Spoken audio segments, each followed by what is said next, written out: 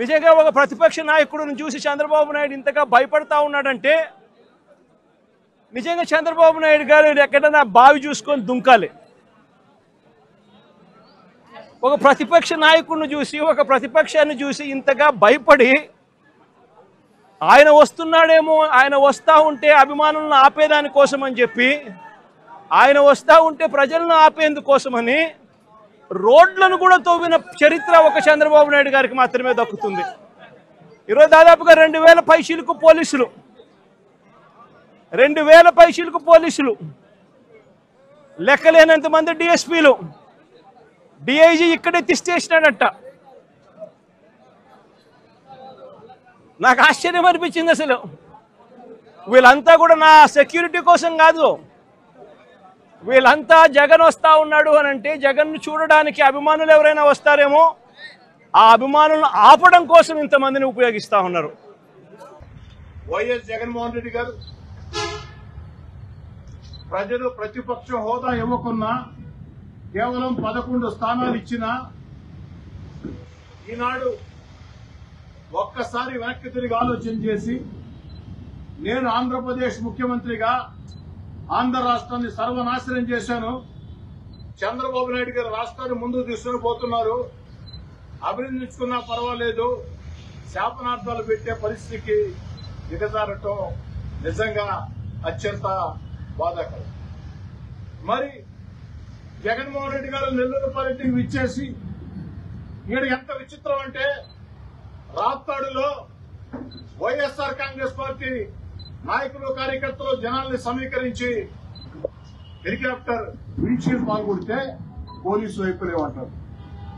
గుంటూరులో జగన్మోహన్ రెడ్డి గారి కారు దుర్మార్గంగా ఒక అమాయకుడి ప్రాణాలకి బలైతే పోలీసులు వైపులేమంటారు. అంబులెన్స్ లో జరగరాని సంఘటన జరిగితే పోలీసులు వైపులేమంటారు. మరి ఇక్కడ నెల్లూరులో పోలీసులు అన్ని రకాల చర్యలు తీసుకుని 100 మంది పోలీసులను పెట్టి వారికి రక్షణ కల్పిస్తే ఆంక్షలు అంటారు. ఒక పక్క మీరే అంటారు పోలీసుల వైఫల్యమని, పోలీసుల సెక్యూరిటీ ఇవ్వకుంటే, మరో పక్క మీరే అంటారు పోలీసులు అడుగడుగున ఆంక్షలు. అన్నిటికీ మించి దుర్మార్గం ఏంటంటే ఈరోజు జగన్మోహన్ రెడ్డి గారు మాట్లాడుతూ చంద్రబాబు నాయుడు నువ్వు బావిలో దూకాలా అన్నాడు. సాధారణంగా ఎవరిని కూడా నేను ఏకవచనంతో మాట్లాడటం ఇష్టం లేదు, నా రాజకీయ జీవితంలో ఎప్పుడూ లేదు. కానీ మా నాయకుడు చంద్రబాబు నాయుడు గారిని జగన్మోహన్ రెడ్డి గారు బావిలో దూకుతున్నారు కాబట్టి నేను కాస్త ఘాటుగా చెప్పదలుచుకున్నాను. జగన్ రెడ్డి బావిలో దూకాల్సింది చంద్రబాబు నాయుడు గారు కాదు, బావిలో దూకాల్సింది జగన్ రెడ్డి నువ్వే. జగన్ రెడ్డి బావిలో దూకాల్సింది నువ్వే. ఎందుకంటే రాష్ట్రాన్ని నీ హయాంలో దివాలా తీసిన, ప్రపంచ స్థాయిలో ఆంధ్రప్రదేశ్ ఒక భ్రష్టు పట్టించిన ఈరోజు చంద్రబాబు నాయుడు గారు ఆ వయసులో కూడా అహోరాత్రులు కష్టపడుతుంటే ఆత్మ పరిశీలన చేసుకుని ఆత్మ న్యూనతాభావంతో జగన్ రెడ్డి నువ్వు దూకాల బావిలో, జగన్ రెడ్డి నువ్వు దూకాల బావిలో మాట్లాడితే అడ్డంకులు అడ్డంకులు అడ్డంకులు అంటారు. ఇవి కాదయా అడ్డంకులు అంటే. గత వైఎస్ఆర్ కాంగ్రెస్ పార్టీ ప్రభుత్వంలో లోకేష్ గారు పాదయాత్ర చేస్తుంటే అడుగడుగున అడ్డం పడ్డారు, మైకులు లాగేసుకున్నారు, లోకేష్ గారి స్టేజీలు ధ్వంసం చేశారు. ఆఖరికి లోకేష్ గారు నడి రోడ్లో మైకులు లేకున్నా స్టూలు వేసుకుని ప్రజలను ఉద్దేశించి మాట్లాడుతుంటే ఆ రోజు అధికార మదంతో జగన్మోహన్ రెడ్డి గారు ఆ స్టూల్ కూడా లాగేశారు. అక్కడ తాగావా? లోకేష్ గారి పాదయాత్రకి కనీస భద్రత ఇచ్చావా? తెలుగుదేశం పార్టీ కార్యకర్తలు, తెలుగుదేశం పార్టీ వాలంటీర్లే దాన్ని సమన్వయం చేసుకున్నారు. ఆఖరికి నీ పోలీసులు పెట్టి ఏం చేయించావు? ట్రాఫిక్ ఇష్టారాజ్యంగా నడిపించావు. జగన్ రెడ్డి అంతేకాదు, ఆ రోజు లోకేష్ గారి వ్యక్తిగత సిబ్బంది మీద దుర్మార్గంగా హత్యాయత్నం కేసులు పెట్టి జైలులో పెట్టి అనేక మంది ప్రజా పోరాటాల గీతుల్లోకి వస్తుంటే హౌస్ అరెస్ట్ చేశారు. మీ యొక్క నాయకత్వాన్ని ధిక్కరించి 16 నెలలు మీ యొక్క పరిపాలన ప్రశ్నిస్తూ వీధుల్లోకి వస్తే నన్ను ఎన్నిసార్లు హౌస్ అరెస్ట్ చేసావో మీకు తెలుసు. ఈరోజు గగ్గోలు పెడుతున్నావు నువ్వు. మేము నిజంగా వేధించాలనుకుంటే అధికారంలోకి వచ్చిన వెంటనే కేసులు బనాయించుండేవారు. కానీ చట్టం మీద మాకు నమ్మకం, చట్టం ప్రకారం ఏదైనా జరగాల అన్న ఆకాంక్ష. ఎస్, నిజంగా ఏమి జరగకుండా చూడాల్సిన బాధ్యత పోలీసులదని ఆయన మాట్లాడినప్పుడు ఆయన దేనికి కమిట్ అయ్యాడో దానికి కమిట్ అవ్వమనండి. ఆయన ఆన్ పేపర్ దేనికి కమిట్ అవుతున్నారు? మేము ఇంతమందే వస్తాము, మేము ఎక్కడ జనాలు మొబిలైజ్ చేయట్లేదు, మేము పలానా దగ్గర హెలికాప్టర్ దిగుతాము, పలానా టైంకి జైలుకి వెళ్ళి పరామర్శిస్తాము, అక్కడ నుంచి ఇన్ని కిలోమీటర్లో ప్రసన్న కుమార్ రెడ్డి ఇంటికి వెళ్ళి పరామర్శిస్తాము, ఇంతమందితో వెళ్తున్నాము, వెళ్ళమనండి, మేము కూడా సహకరిస్తాం. మేమేమి ఇంట్లో కూర్చోండి నోటీసులు ఇవ్వట్లేదు కదా వాళ్ళకి. మీరు రండి, మీరు ఎంతమంది చెప్తారో దానికి స్టాండ్ బై అవ్వండి, మేము కూడా అలాగే మీకు పర్మిషన్స్ ఇస్తాము, ఏమి జరగకుండా బాధ్యత తీసుకుంటాము. మీరేమో పరామర్శని పేరు పెట్టి బల ప్రదర్శన చేస్తూ ఉంటే ఎలా అవుతుంది? ఒకసారి అతను కూడా ఆలోచన చేసుకోవాలి కదా.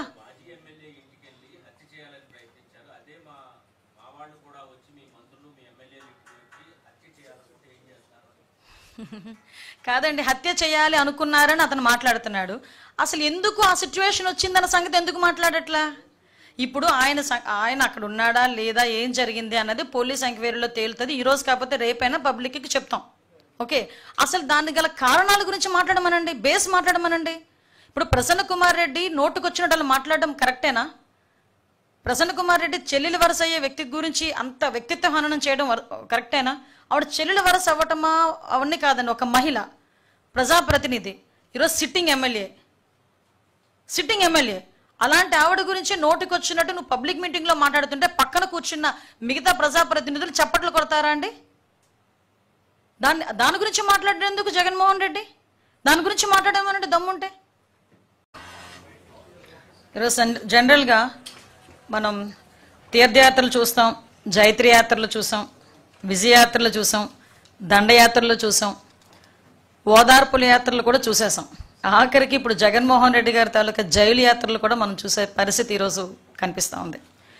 ఈరోజు జగన్మోహన్ రెడ్డి కనీసం ప్రతిపక్ష హోదా లేకపోయినా ఒక ప్రతిపక్ష నాయకుడిగా ఉన్నప్పటికీ కూడా బాధ్యతారహితంగా ఈరోజు సబ్ జైలు చుట్టూ తిరగటం, ఖైదీల్ని పరామర్శించడం, హత్యలు చేసిన వాళ్ళని పరామర్శించటం, లేకపోతే ఈ గాంజా బ్యాచ్ని పరామర్శించటం, లేకపోతే పొగాకు రైతుల్ని మేము పరామర్శిస్తున్నానని చెప్పి పొగాకుని తొక్కి పారేయటం, మామిడి పళ్ళు రైతులను పరామర్శిస్తున్నానని చెప్పి వెళ్ళి ఆ మామిడి పళ్ళని కారులతో తొక్కించటం, ఇలాంటి సందర్భాలన్నీ చూస్తూ ఉంటే ఒక్కొక్కసారి జగన్మోహన్ రెడ్డి తాలూకా మానసిక పరిస్థితి గురించి కూడా ప్రజల్లో కూడా ఒక చర్చ జరగాలి అన్నదైతే వాస్తవంగా కనిపిస్తూ ఉంది.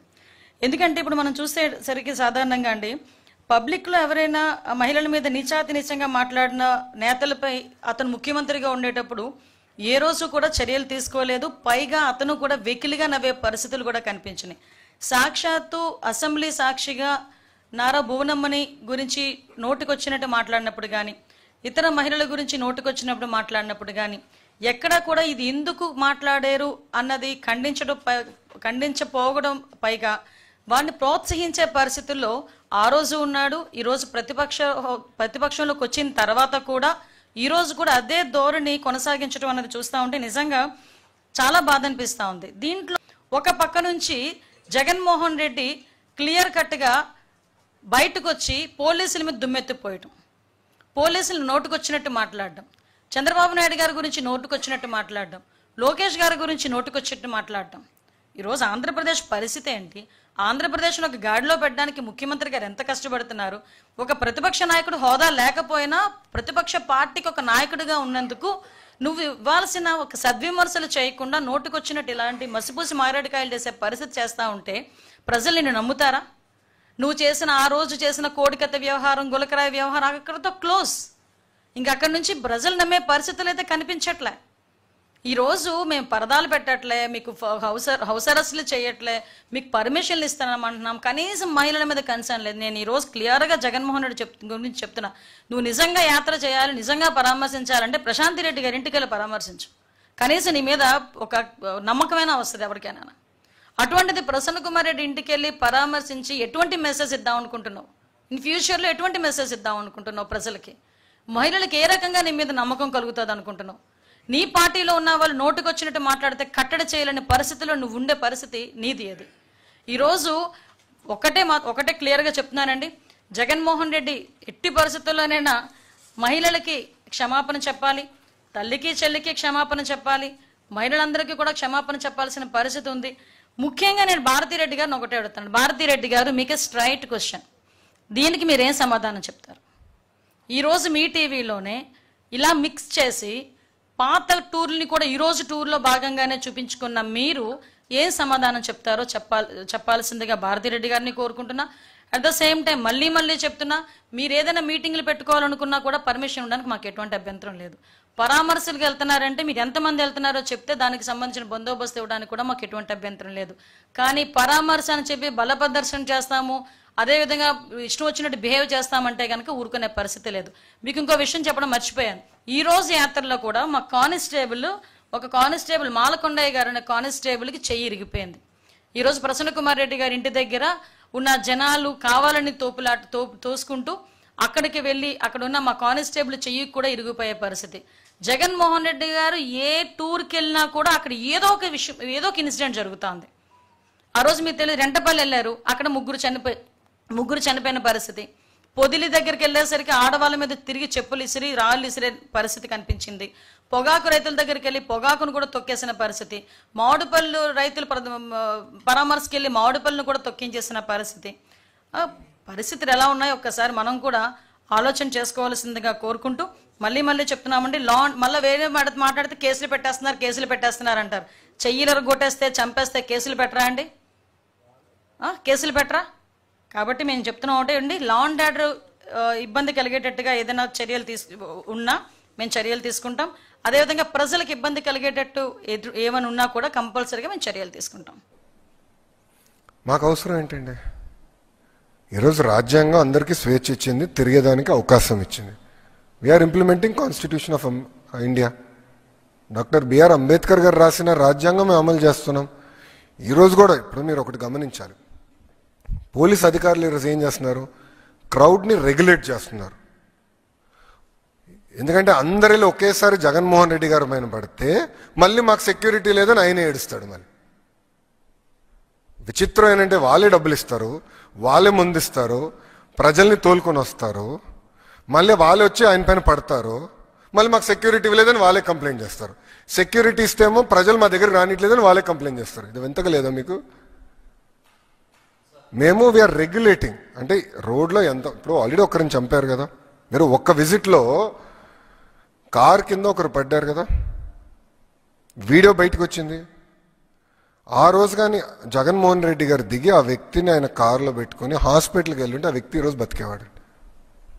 ఒక వ్యక్తి చనిపోయాడు, కనీసం వెళ్ళి ఆ కుటుంబాన్ని పరామర్శించలేదైనా. నంబర్ 2, ఆయన వెళ్తున్న దాంట్లో ఒకరి గుండుపోటు వచ్చి చనిపోయాడు ఆయన కార్యకర్త, ఆయన కనీసం పట్టించుకోలేదు. ఆ ట్రాఫిక్లో అంబులెన్స్లో ఒకటి చిక్కుని ఏకంగా బయటికి రాలేకపోయాడు ట్రాఫిక్ నుంచి. ఇంకొకరు చనిపోయారు. అంటే ఒకరిని పరామర్శించడానికి వెళ్తే ముగ్గురిని చంపేశాడు స్వామి. మళ్ళీ అది జరిగితేమో తప్పు ప్రభుత్వాన్ని, రెగ్యులేట్ చేస్తేమో తప్పు ప్రభుత్వాన్ని. We are following due process of the law. Jaganmohan Reddy garu లాగా మేము మన గేట్కి తాళ్ళు కట్టట్లే కదా స్వామి, బయటికి రాని కూడా చేయట్లే కదా. ఇప్పుడు గౌరవ ముఖ్యమంత్రి గారి ఇల్లు చుట్టూ, ఇప్పుడు చంద్రబాబు నాయుడు గారి ఇల్లు చుట్టూ 144 సెక్షన్ అమల్లో లేదు. ప్రజలు రావచ్చు, వాళ్ళ సమస్యలు చెప్పుకోవచ్చు. వారానికి ఒక రోజు నేను ప్రజా దర్బారు నిర్వహిస్తున్నాను, ఓపెన్గా మాట్లాడుతున్నాం. మేము మనుషులమే, 10 నిర్ణయాలు 3 తప్పొస్తే సరిదిద్దడానికి మేము సిద్ధంగా ఉన్నాం స్వామి. వీఆర్ నాట్ పర్ఫెక్ట్, నేర్చుకుంటున్నాం. We are willing to learn. అది ఈ ప్రభుత్వానికి, కూటమి ప్రభుత్వానికి ఉన్న చిత్తశుద్ధి. ప్రతిదీ మేము చర్చిస్తున్నాం, డిస్కస్ చేస్తున్నాం, పరిష్కరిస్తున్నాం. కన్స్ట్రక్షన్ ప్రాజెక్ట్లో వాళ్ళు ఏదో మట్టి తీస్తే అది ప్రభుత్వానికి సంబంధం ఎట్లవుతుందండి? మీరు విజువల్ చూసారు, అది అక్కడ కన్స్ట్రక్షన్ జరుగుతుంది, వాళ్ళు వేరే దానికోసం మట్టి తీశారు. వాళ్ళకి ఏదో పైప్ లైన్ వేయాలని వాళ్ళు మట్టి తీస్తే అది తీసుకొచ్చి మా పైన రుద్దుతారు. నంబర్ 1. నంబర్ 2, ఎమర్జెన్సీ లాంటి వాతావరణం ఉంటే జగన్మోహన్ రెడ్డి గారి ఇంటి నుంచి బయట అడుగు పెట్టేదాకా ఉంటుందండి అవకాశం. చంద్రబాబు నాయుడు గారు ప్రతిపక్షంలో ఉంటే ఇదే గేట్కి తాళు కట్టారండి. తాడుగట్టారు. రానిలే మమ్మల్ని బయటికి. ఈరోజు జగన్మోహన్ రెడ్డి గారు రాయిగా తిరుగుతున్నాడు కదా, ప్రతిపక్షంలో ఉన్న ముఖ్యమంత్రి స్థాయిలో హెలికాప్టర్స్ గిర్రని తిరుగుతున్నాడు కదా బా. అమరావతి నుంచి నెల్లూరుకి హెలికాప్టర్లో వెళ్ళాడు, చౌంటబట్ల దిగాడు, హాయిగా ఏసీ బండి ఎక్కాడు, వెళ్ళాడు, వచ్చాడు. మళ్ళీ అక్కడి నుంచి హెలికాప్టర్లో జంప్ బెంగళూరు, ఫినిష్. హెలికాప్టర్లు తిరుగుతున్నాడు. పర్మిషన్లు ఇస్తున్నావా, మేము భద్రత కల్పిస్తున్నావా? మళ్ళీ పోలీసులు పెడితేమో ఎక్కువ మంది పోలీసులు పెట్టాడని మళ్ళీ ఆయన అంటాడు, పెట్టబోతేమో ఎవడు పెట్టలేదు అంటాడు. విచిత్రం ఏంటంటే ఒక మాట చెప్తానండి. మొన్న ఒక హెలికాప్టర్లు వచ్చాడు, ఆయన దిగి వాళ్ళ మనుషులే ప్రజల్ని ఇట్టి రమ్మని వీడియోలు చూపిస్తున్నారు. వాళ్ళు వచ్చి హెలికాప్టర్ని ధ్వంసం చేశారు, అద్దం పగలగొట్టారు తెలుసా వైకాపా కార్యకర్తలు. పాపం హెలికాప్టర్ లీజింగ్ కంపెనీ వాడు ఓన్ గొడవ 16 లక్షలు నాకు బొక్కరా పోయి అద్దం పగలగొట్టాడు ఈడని. ఎంత అన్యాయం అండి. అంటే పిలుస్తున్నారు, వాళ్ళు పైలట్ చెప్పాడండి ఇన్వెస్టిగేషన్లో, ఇట్లా పిలుస్తున్నారండి, రాండి రాండి రాండి అని. ఆపితేమో ఆపారంటారు. ఇప్పుడు ప్రతిపక్ష అంటే మాజీ ముఖ్యమంత్రి పులివెందుల ఎమ్మెల్యే ఈరోజు బయటికి వెళ్తే ఎనీవేర్ బిట్వీన్ 1000 నుంచి 3000 మంది పోలీస్ సోదరులు రోడ్డుపైకి వస్తారు. ముఖ్యమంత్రి గారు వెళ్తే కూడా అంత భద్రత ఇవ్వట్లేదు మేము. మళ్ళీ రెగ్యులేట్ చేస్తేమో ఆపారంటారు, రెగ్యులేట్ చేయకపోతేమో వదిలేదు. రేపు వదిలేమంటారా? సూటి వాళ్ళని అడుగుతున్నా. 1000 మంది ఎవరు ఉండరు రేపు ఆయన ప్రోగ్రామ్, హాయిగా వెళ్ళిపోతారు. ఏమైనా జరిగితే మాది బాధ్యత కాదు. ఒప్పుకుంటాడా వాళ్ళు? చెప్పండి, ఎందుకు ఈ గోళ్ళంతా స్ట్రైట్? కానీ ఎంతమంది మనుషులు చంపుతారండి ఒక ట్రిప్లో, నాకు అర్థం అవ్వదు. ఈరోజు కూడా ఒక పోలీస్ సోదరుని కొట్టారు వాళ్ళు, ఫ్రాక్చర్ అయింది పోలీస్ సోదరు చెయ్యి. ఎంత అన్యాయమో చూడండి. మేము ప్రతిపక్షంలో మేము వెళ్ళాం, ఏనాడైనా మేము దాడి చేశామా? వి ఫాట్, గట్టిగా వార్నింగ్ ఇచ్చాం. కానీ ఇట్లా మేము మా సొంత కార్యకర్తలు ఏనాడు చంపలా. అది కాదు మాకున్న సంస్కారం. తల్లి పైన కేసు గెలిచిన తర్వాత సంబరాలు చేసుకునే ఏకైక కొడుకు జగనేమో. అసలు తల్లిపైన ఎవరన్నా కేసు పెడతారండి? చెల్లిపైన ఎవరన్నా కేసు పెడతారా? 2021, 22లో గిఫ్ట్ డీడ్ అండి అది. తల్లికి గిఫ్ట్ డీడ్ కింద ఇది ఇచ్చారని చెప్పి ఇచ్చినట్టుగా లాగేసుకున్నాడు. ఎక్కడ పోతున్నారండి వీళ్ళు? ఈయన ఒక నాయకుడా? సొంత తల్లి చెల్లిపైన కేసు పెట్టిన వ్యక్తి ఏనాడు నాయకుడు అవుతాడండి? ఇంట్లో ఉన్న తల్లికి చెల్లికి న్యాయం చేయలేనోడు రాష్ట్రంలో ఉన్న మహిళలకి న్యాయం చేయగలుగుతాడా? నేను సూటిగా ప్రశ్నిస్తున్నా.